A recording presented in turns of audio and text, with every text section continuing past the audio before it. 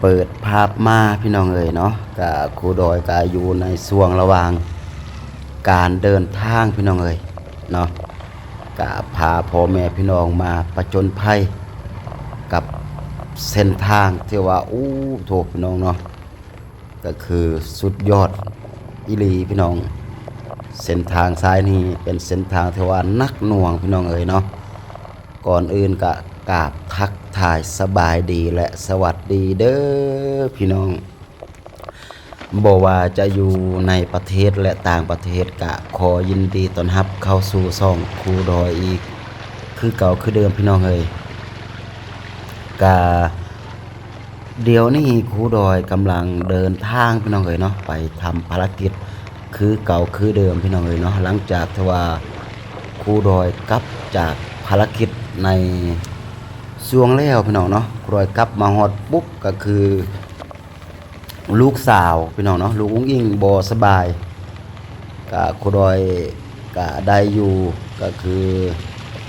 เอาลุงอิงไปหาหมอได้อยู่3เทื่อพี่น้องเนาะแล้วก็ตอนนี้อาการของลูกอุ้งอิงก็ดีขึ้นพี่น้องเนาะ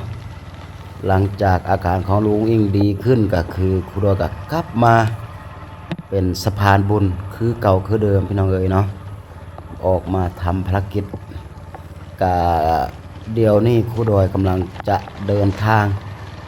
ไปอยู่ที่เมืองพร้าวดมพี่น้องเนาะ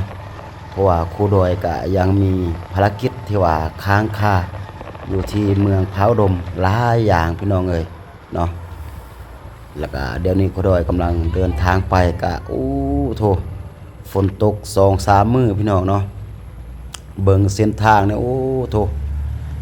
หนักหน่วงที่สุดพี่น้องเนาะนี่บนนี้ก็คือ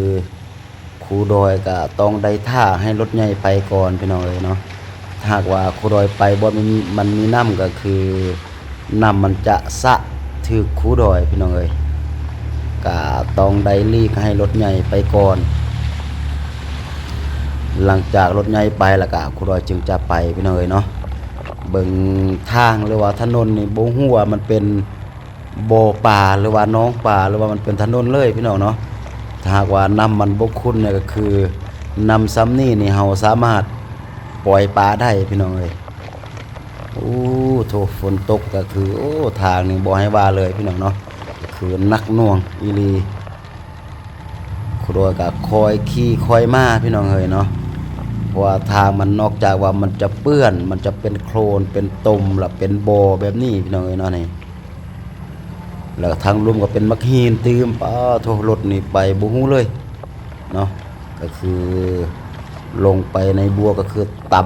ำมักหินบูบะพี่น้องเนาะนี่บนนี้นะโถซ้ำว่าเป็นบ่อปลานี่เบิ่งเกือบท่วมรถครูดอยเลยพี่น้องเนาะความที่ว่ามันเลิกพี่น้องเลยเนาะสายบูสมควรกะถนนซ้ายนี่กะรถมอเตอร์ไซค์กะบ่ค่อยมีคนเที่ยวหลายพี่น้องเนาะนอกจากคือนักเรียนเขาไปโรงเรียนเพราะว่ามันทางมันเป็นแบบนี้มันไปมายากพี่น้องเอ้ยนี่บนนี่ปล่อยปลานี่เข้าอยู่พี่น้องเนาะประมาณ400-500ตัวนี่เบิ่งรถใหญ่จะไปโถฝนเลยพี่น้องเนาะลึกสมควรนี่โถพี่น้องเอ้ยทางซ้ายนี่บนนี้ก็คือโถความมืนพี่น้องเนาะบนแบบนี้นะมันอยากแห้งแดนี่เบิ่งรถครูดอยปีนไปปีนมาพี่น้องเลยบังคับบ่ได้เพราะว่ามันมืนแห้งพี่น้องบนนี้นะเพราะมันเป็นดินเหนียวแล้วก็บัดนี้มันอยากแห้งแดมันอยากเปียกแดพี่น้องเอ้ยเนาะแล้วก็เฮ็ดให้มันมืนที่สุดเลยพี่น้องเนาะถ้าว่าคนที่ว่าบ่ซ้ำนี่บ่ซ้ำหน้านี่ก็คือลมหลายเทื่อแล้วพี่น้องเอ้ยเนาะครูดอยก็เกือบลมหลายเทื่อแล้วแต่ว่าครูดอยยังครึ่งรถได้พี่น้องเอ้ยเนาะ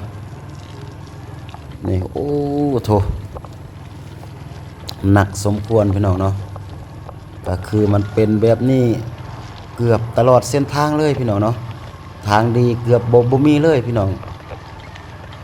เพราะว่าฝนตกมาอยู่3-4 มื้อพี่น้องเอ้ย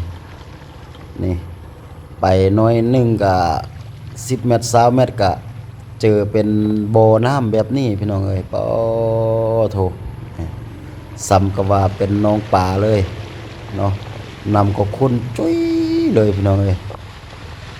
คือเพิ่นมีรถใหญ่นี่ก็คือไปนี่ก็ค่อนข้างอยากสบายหน่อยหนึงพี่น้องเอ้ยบ่ได้เจอบ่ได้เปื้อนเนาะแต่ว่าครูดอยใส่เป็นมอเตอร์ไซค์นี่บ่ให้ว่าเลยพี่น้องเนาะเรื่องเครื่องเป็นโคลนเป็นตมนี่โอ้โธ่เต็มหมดพี่น้องเอ้ยนี่บนนี้นอกจากว่ามันจะเป็นน้ำแล้วก็มันยังเป็นห้องตื่มพี่น้องเนาะนี่ก็คือรถเที่ยวไปก็คือมันลุบลงพี่น้องเนาะเบิ่งแคมทางข้างก็คือหอนหัวเขาเลยพี่น้องมันเป็นห้องหรือว่าดินมันลุบลงพี่น้องเอ้ยแบบนี้เนาะนี่โอ้โธ่วันนี้ครูดอยก็ต้องได้จอดเบิ่งพี่น้องเนาะว่าจะไปทางใดดีว่ามันลึกหรือว่ามันตื้นเพราะว่าถ้าว่าไปซุ่ม4ซุ่ม5พี่น้องเนาะเจอบนมันลึกก็คือรถเฮาจะจมพี่น้องเอ้ยมันจะเข้าในแล้วก็เฮ็ดให้รถมันเปเพไว้พี่น้องเอ้ยเนาะนี่รถครูดอยนี่ก็เปเพไว้ก็เนื่องจากแบบนี้นี่แหละพี่น้องเอ้ยลุยน้ำลุยฝนแบบนี้นี่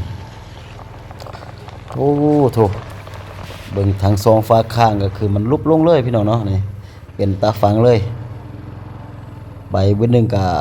เจอบวกเจอโคลนเจอตมแบบนี้พี่น้องเนาะโถบนนี้ครูดอยจนว่าบ่ฮู้แนวสิไปเลยพี่น้องเนาะเพราะว่าบนนี้นี่มันเลิกพุ่นน่ะพี่น้องเนาะนี่ครูดอยก็ขึ้นมาทางแคมเลยขึ้นตาฝังเลยบูขี้ตมไปเลยนี่โถถาดหนักอีหลีพี่น้องเอ้ยกาเครื่องคองอยู่บ้านของครูดอยก็ยังมีอยู่พี่น้องเนาะที่ว่าจะไปบริจาคแต่ว่าครูดอยบ่สร้างเอามาพี่น้องเอ้ยเนื่องจากว่าสภาพเส้นทางมันเป็นแบบนี้นี่แหละพี่น้องเอ้ยเนาะนี่โอ้โถบนนี้นี่เฮาเบิ่งน้ำมันขุ่นแบบนี้มันเป็นโคลนเลยพี่น้องเนาะมันบ่ได้เป็นน้ำเป็นโคลนเลยก็คือเฮาขี่รถมอเตอร์ไซค์ไปนี่ก็คือสองฝากนี่รถเหยียบก็คือมันสะไปเลยพี่น้องเนาะแม้กระทั่งก็คือตีนของกูโดยก็สะถึกเบิดพี่น้องเนาะนี่มันเป็นแบบน้ำผสมโคลนแบบมันเหนียวเลยพี่น้องเนาะโถนี่ห้องนี่ลุบลงจนว่าเกือบเพียงแอวพี่น้องเนาะนี่เป็นตาฝั่งความลึกนำจนว่าแดงหมดพี่น้องเนาะนี่โอ้โถหมดความบรรยายเลยพี่น้องเนาะสภาพเส้นทางบ่ฮู้ว่ามันเป็นบ่อปลาหรือว่ามันเป็นถนนพี่น้องเอ้ยโอเคพี่น้องเนาะเดี๋ยวนี้ครูดอยก็ฮอดจุดหมายปลายทางเป็นที่เฮียบห้อยพี่น้องเอ้ยอยู่ที่บ้านของไอฮักของครูดอยนี่แหละพี่น้องเอ้ยเนาะ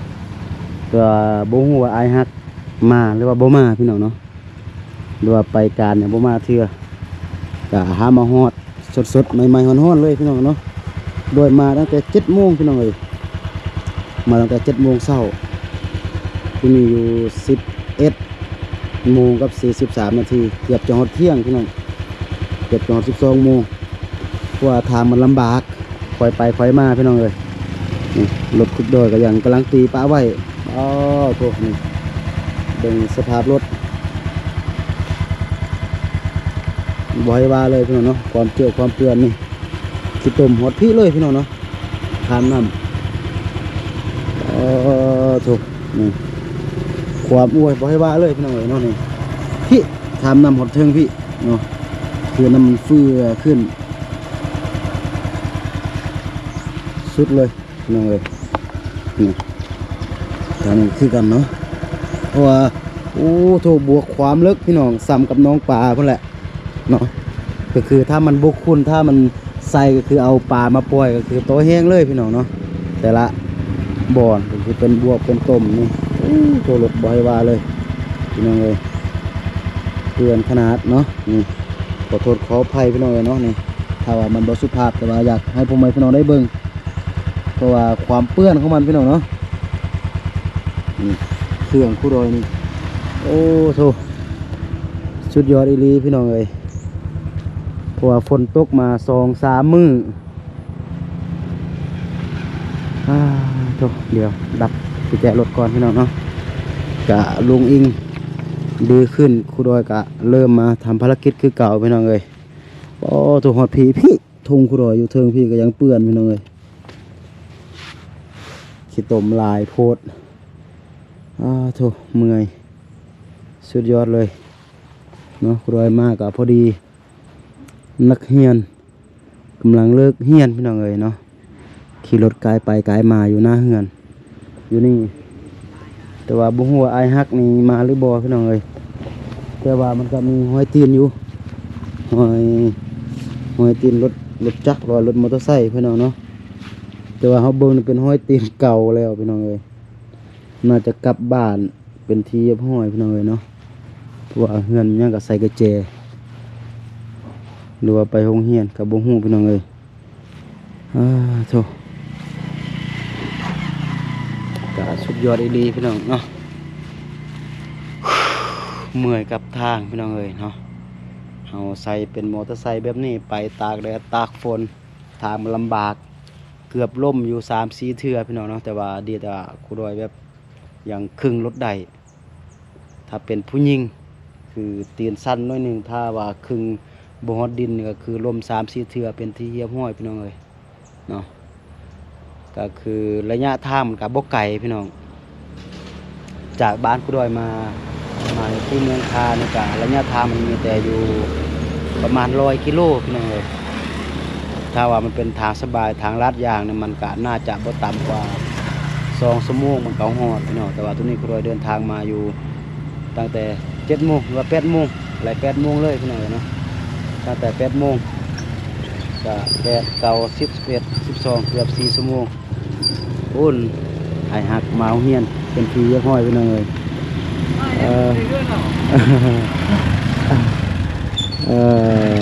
โถจังใดเฮาหันอยู่ที่สุดยอดเลย